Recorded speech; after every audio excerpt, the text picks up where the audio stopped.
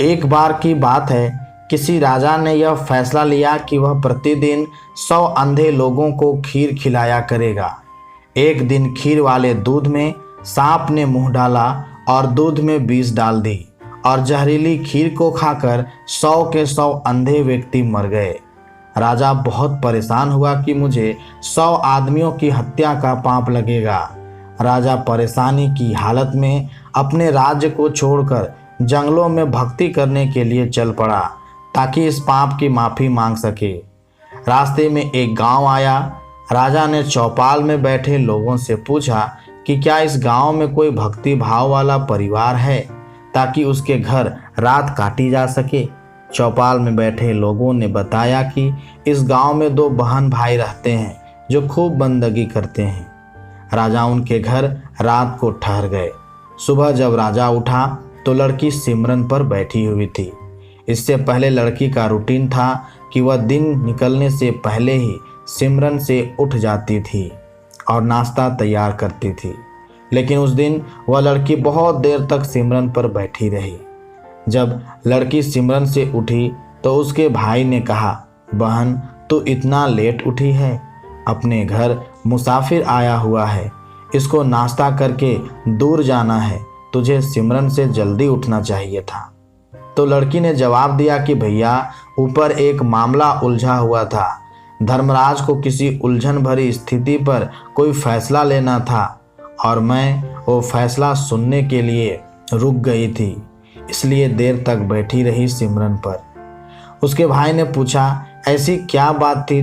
तो लड़की ने बताया कि फलना राज का राजा अंधे व्यक्तियों को खीर खिलाया करता था, लेकिन सांप के दूध में विष डालने से 100 अंधे व्यक्ति मर गए। अब धर्मराज को समझ नहीं आ रही कि अंधे व्यक्तियों की मौत का पाप राजा को लगे, सांप को लगे या दूध नंगा छोड़ने वाले रसोइये को लगे। राजा भी सुन रहा था। राजा को अपने से संबंधित बात सुनकर दिलचस्पी हो गई और उसने लड़की से पूछा कि फिर क्या फैसला हुआ। लड़की ने बताया कि अभी तक कोई फैसला नहीं हो पाया था। राजा ने पूछा कि क्या मैं आपके घर एक रात के लिए और रुक सकता हूँ? दोनों बहन भाइयों ने खुशी से उसको हाँ कर दी।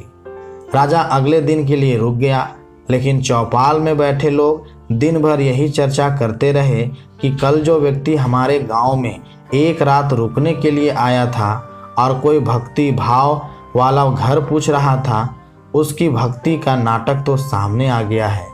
रात काटने के बाद वो इसलिए नहीं गया क्योंकि जवान लड़की को देखकर उस व्यक्ति की नीयत खोटी हो गई, इसलिए वह उस सुंदर और जवान लड़की के घर पक्के तौर पर ही ठहरेगा या फिर लड़की को लेकर भागेगा।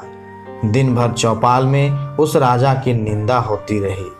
अगली सुबह लड़की फिर सिमरन पर बैठी और रूटीन के टाइम अनुसार सिमरन से उठ गई।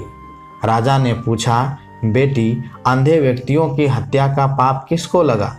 लड़की ने बताया कि वह पाप तो हमारे गांव के चौपाल में बैठने वाले लोग बांट के ले गए। इसलिए दोस्तों, निंदा करना कितना घाटे का सौदा है। निंदक हमेशा दूसरों के पाप अपने सर पर ढोता रहता है और दूसरों द्वारा किए गए उन पाप कर्मों के फल को भी भोगता है। अतः हमें सदैव निंदा से बचना चाहिए।